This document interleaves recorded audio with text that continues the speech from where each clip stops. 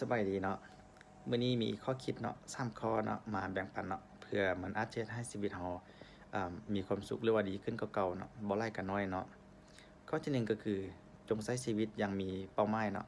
บ่ว่าเจ้าจะอยู่ในสถานการณ์ใดก็ตามเนาะ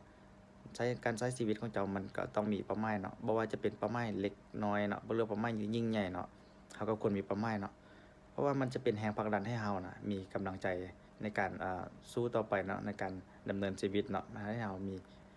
พลังในการเฮ็ดกิจกรรมต่างๆเนาะข้อที่2ก็คืออย่าเปรียบเทียบตัวเองกับคนอื่นเนาะบ่ว่าจะอยู่ใน